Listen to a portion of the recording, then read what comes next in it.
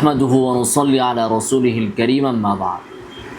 আমাদের সমাজে প্রচলিত ভিত্তিহীন জাল হাদিস সমূহের মধ্য থেকে এটাও একটি ভিত্তিহীন বর্ণনা বা জাল হাদিস যে আল্লাহ রসুল সাল্লাল্লাহু আলাইহি ওয়াসাল্লাম যখন মেরাজে গমন করেন তখন আল্লাহ সুবহানাহু ওয়া তাআলা তাকে জুতা খুলতে নিষেধ করেন, বরং জুতা নিয়েই তাকে আরশে প্রবেশ করতে বলেন এবং আল্লাহ সুবহানাহু ওয়া তাআলা বলেন যে তিনি যেন জুতা নিয়ে আরশে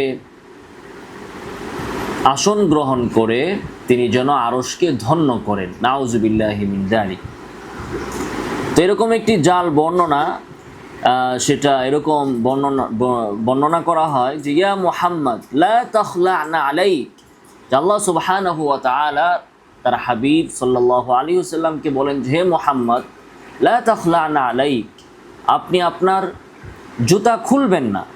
ফাইনাল আরশা ইয়াতাশাররাফু বিকুদুমিকা মুতানাইলান, আপনি জুতা নিয়ে আরশে আগমন করলে আরশ তা দ্বারা ধন্য হবে।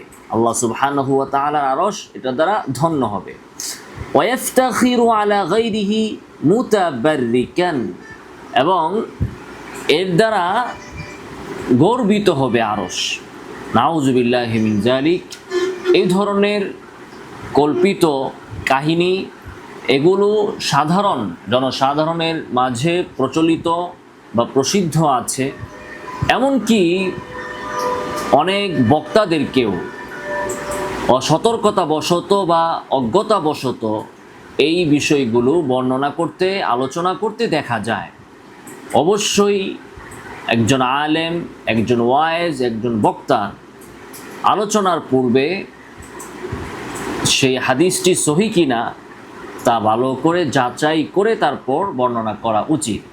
আল্লাহ সুবহানাহু ওয়া তাআলা তার হাবিব সাল্লাল্লাহু আলাইহি ওয়াসাল্লামকে মেরাজে ডেকে নিয়েছেন, সেখানে কি ঘটনা ঘটেছে, তার পায়ে জুতা ছিল কি ছিল না, এই সব তো ইলমুল গায়ব। সেখান থেকে আল্লাহ রাসূল সাল্লাল্লাহু আলাইহি ওয়াসাল্লাম আমাদেরকে যতটুকু জানিয়েছেন আমরা ততটুকুই বলবো, ততটুকুই আমরা বর্ণনা করব।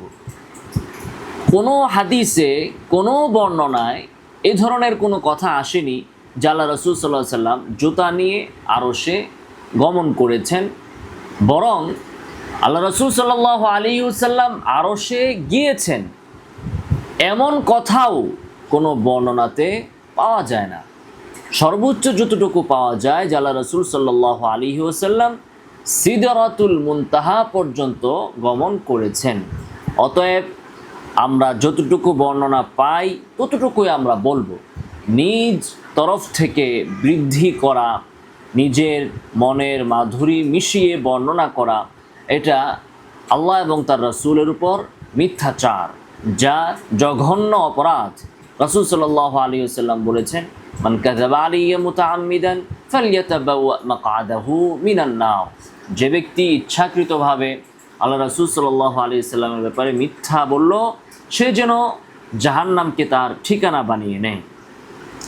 দেখুন, এই বিষয় সম্পর্কে আমরা মুহাদ্দিসদের বক্তব্য পড়ি। রাজিউদ্দিন আল কাজউইনি রাহিমাহুল্লাহকে জিজ্ঞাসা করা হয়েছিল যে রাসূল সাল্লাল্লাহু আলাইহি ওয়াসাল্লামের জুতা নিয়ে আরশে গমন এবং আল্লাহর তাআলার সম্বোধন যে হে মুহাম্মদ আপনার জুতোই আরশ ধন্য হবে ইত্যাদি প্রমাণিত কিনা। তিনি উত্তরে বলেছেন আম্মা হাদিস ওয়াতইন নবী সাল্লাল্লাহু আলাইহি ওয়াসাল্লাম আল আরশা বিনা আলিহি ফালাইসা বিসহিহিন ওয়ালা সাবিতিন। আল্লাহ রাসূল সাল্লাল্লাহু আলাইহি ওয়াসাল্লাম জুতা নিয়ে আরশে গমন করা এটা সাব্যস্ত নয়, প্রমাণিত নয়। বাল ওসুলুহু ইলা যিরওয়াতিল আরশি লাম ইয়াসবুত ফি খাবারিন সহিহিন, বরং আল্লাহ রাসূল সাল্লাল্লাহু আলাইহি ওয়াসাল্লামের আরশে পৌঁছা এটাও নির্ভরযোগ্য কোনো বর্ণনা দ্বারা প্রমাণিত নয়। ওয়ালা হাসানিন ওয়ালা সাবিতিন আসলান, কোনো সহি হাসান হাদিস দ্বারাও এটা প্রমাণিত নয় যে তিনি আরশে গিয়েছেন বা আরশ পর্যন্ত পৌঁছেছেন। ইন্নামা সাহহা ফিল আখবার ইনতিহাউহু ইলা সিদরাতিল মুনতাহা ফাহাসবু। বর্ণনাগুলোর মধ্যে যতটুকু এসেছে যে তিনি সিদরাতুল মুনতাহা পর্যন্ত গমন করেছেন, এতটুকুই, এর বেশি বর্ণিত হয়নি, অতএব এর বেশিও আমরা বলবো না। সুবুলুল হুদা ওয়ার রশাদ থেকে শরহুল মাওয়াহিব 8 নম্বর খণ্ড 223 পৃষ্ঠা। তো এটা তো অত্যন্ত মারাত্মক একটা কথা বা মারাত্মক একটা বিষয় যে আল্লাহ সুবহানাহু ওয়া তাআলার আরশে জুতা নিয়ে গমন করা। তাছাড়া জুতা এটা কোথায় ব্যবহার করা হয়, কোন পরিবেশে ব্যবহার করা হয়, যেখানে ময়লা থাকে, যেখানে জুতা পরিধান না করলে পায়ে ময়লা আবর্জনা লাগার আশঙ্কা থাকে, এমন ক্ষেত্রে জুতা পরিধান করা হয়। তো আল্লাহ সুবহানাহু ওয়া তাআলার আরশের পরিবেশ সেটা কি ময়লার পরিবেশ? সেখানে কি জুতার প্রচলন আছে? সেখানে কি জুতা পরিধান করতে হয়? সেখানে কি জুতা পরিধান করা হয়? এগুলো কিছুই তো আমরা জানি না। আমরা কেন আমাদের দুনিয়াবি এই নোংরা পরিবেশের উপর আল্লাহ সুবহানাহু ওয়া তাআলার মহান আরশকে কিয়াস করে বলবো যে সেখানেও জুতা চলে? মুহাম্মদ সাল্লাল্লাহু আলাইহি ওয়াসাল্লাম সেখানে জুতা নিয়ে প্রবেশ করেছেন।